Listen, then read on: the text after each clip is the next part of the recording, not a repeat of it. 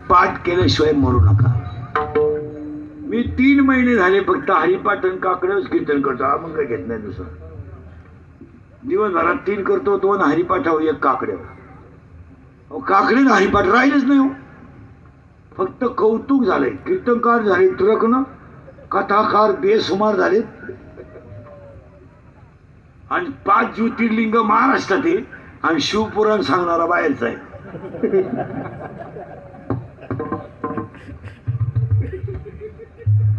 तोंड जोडायची पाळी का नाही. 5 शिवपीठ महाराष्ट्रात आहे. त्यातलं सगळ्यात जुनं शिवपीठ हे जुनाट. ज्ञानाबाई तेथे मुकुंदकोट. आता कोण सांगत लोकांना.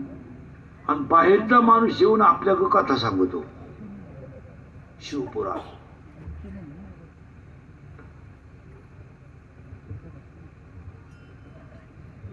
आणि सगळे ज्योतिर्लिंग कुठे आहे.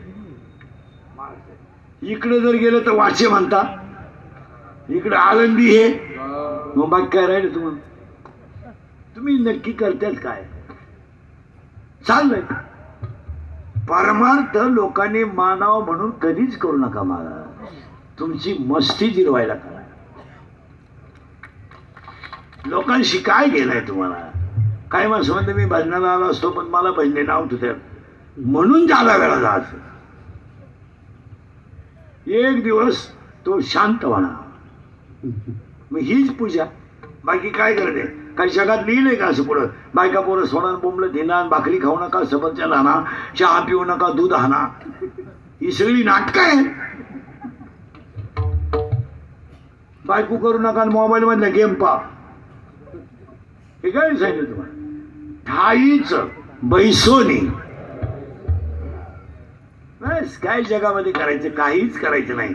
फक्त देवाला हात जोडून सांगा मला गर्भवासाचं दुःख नको. हीच विष्णूची मा.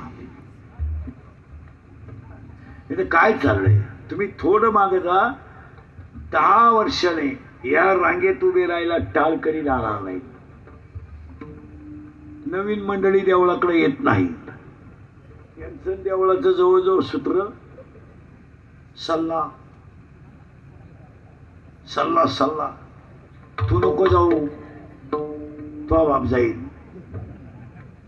पिढी संपली. मग तुम्हाला जर आजच्या अभंगात ही पूजेचं पहिलं कौतुक सगळ्या गावाचं करावं एवढा मोठा कार्यक्रम केला. अन्नदान केलं.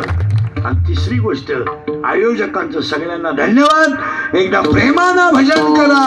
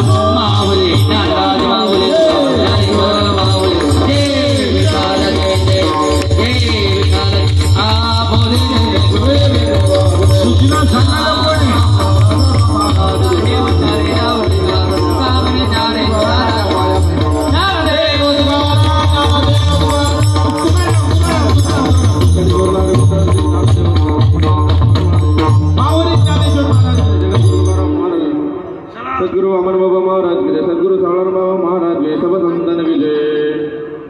अरे सूचना सांगायला कोणी